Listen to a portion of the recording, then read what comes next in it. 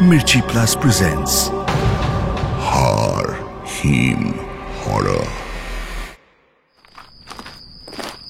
বাড়িতে অশান্তি করে রাতের খাবার না খেয়েই সুবল স্টেশনের দিকে হাঁটা লাগালো।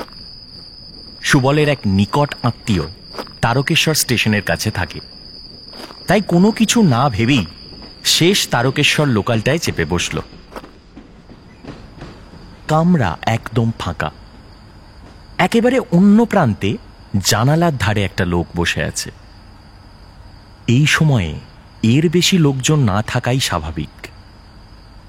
কারোর বাড়িতে তো ওর মতো অশান্তি নেই, কিন্তু ট্রেনে উঠেই মনটা খচখচ করতে শুরু করল। যতই নিকট আত্মীয় হোক, এত রাতে কারোর বাড়ি যাওয়া কি ভালো দেখায়? কিন্তু আর উপায়ও নেই। ট্রেন ইতিমধ্যে ছেড়ে দিয়েছে। কিছুক্ষণ পরেই দিয়ারা আসবে। সেখানে নেমেও বাড়ি ফেরা দুষ্কর। বাইরে রাত কাটানোটাও অর্থহীন। শীতটাও বেশ জাঁকিয়ে পড়েছে।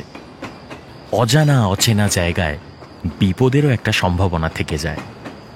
এইসব ৭-৫ ভাবছিল মনে মনে। হঠাৎ দেখল উল্টো দিকের লোকটা ওর পাশে এসে বসেছে। লোকটার পরনে চেক টি শার্ট আর খাকি রঙের একটা প্যান্ট, গালে বসন্তের দাগ আর বেশ খানিকটা খোঁচা খোঁচা দাড়ি। নীরবতা ভেঙে ওই লোকটাই সুবলকে জিজ্ঞাসা করল, বলি এত রাতে চললেন কোথায়? সুবল আচমকা এমন প্রশ্ন আশা করেনি। নিজেকে একটু সামলে নিয়ে বলল, এক আত্মীয়ের বাড়ি। লোকটা গল্প করার মতলবই এসেছে। গ্রামের লোকেদের এমন মিশুকে স্বভাব সম্বন্ধে সুবলের ধারণা আছে। তাই লোকটা যখন জিজ্ঞাসা করল কিছু বিপদ নাকি, ও বিশেষ অবাক হল না। ঘাড় নেড়ে বলল, না না, এমনি, যার বাড়ি যাচ্ছি তাকেই তো জানাইনি পর্যন্ত। আপনি? লোকটা একগাল হেসে বলল,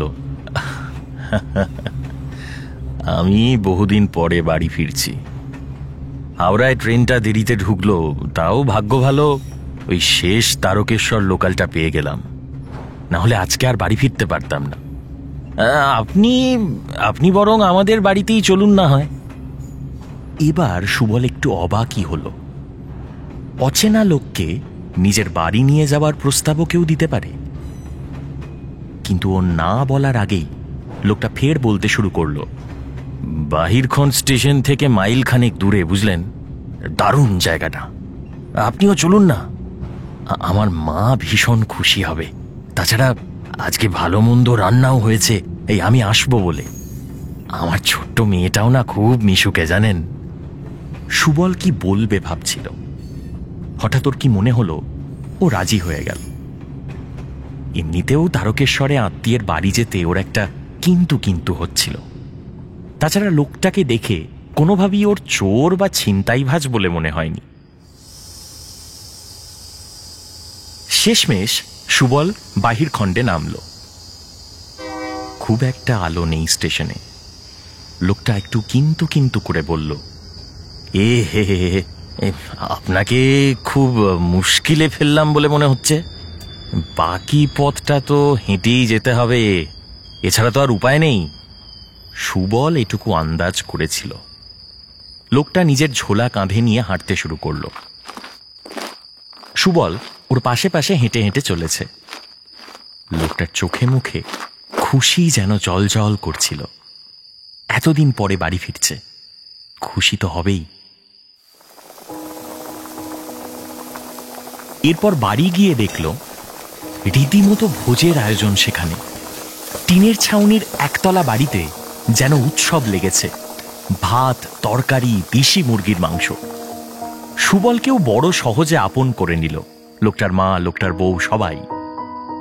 আর ছোট্ট একরত্তি মেয়েটা সুবলকে একদম কাছছাড়া করছিল না। পুরো ব্যাপারটাই সুবলের কাছে স্বপ্নের মতো মনে হচ্ছিল। কোনো বাড়িতে এতটাও শান্তি থাকতে পারে? এ তো একেবারে চাঁদের হাট। খেয়ে দিয়ে একই বিছানায় লোকটার সাথে শুয়ে পড়ল সুবল। অনেকক্ষণ গল্প চলল।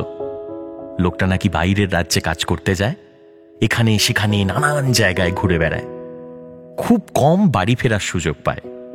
আরও কত গল্প, কত সুখ দুঃখের গল্প। তারপরেই সুবলের চোখে ঘুম নেমে এলো। ঘুম থেকে হঠাৎ উঠল সুবল। সে দেখতে পেল একটা পরিত্যক্ত বাড়ির ভেতর ও একা শুয়ে রয়েছে। এ বাড়িতে অন্ততপক্ষে 1.5-2 বছর কেউ আসেনি। রীতিমতো চমকে উঠল সুবল। সামলে নিয়ে আস্তে আস্তে বাইরে বেরিয়ে এলো সে। কিছুটা হাঁটার পরই একটা লোককে সাইকেলে এদিকেই আসতে দেখে দৌড়ে গেল তার কাছে। বাড়িটার দিকে আঙুল দেখিয়ে জিজ্ঞেস করল, ওই ওই বাড়ির লোকগুলো কই? সাইকেল থামিয়ে লোকটা বলল,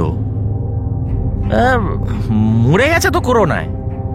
ও বাড়ির ছেলে ফিরে এসেছিল অনেক পরে, কিন্তু এসে তো কাউকে খুঁজে না পেয়ে ওই রেলগাড়িতে মাথা দিয়ে দিল।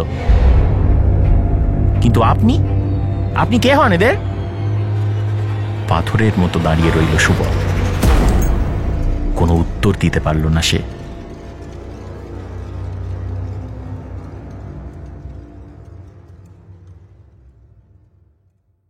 হাড় হিম হরর আপনারা শুনতে পারেন এক্সক্লুসিভলি মির্চি বাংলার ইউটিউব চ্যানেল এবং গানা অ্যাপে।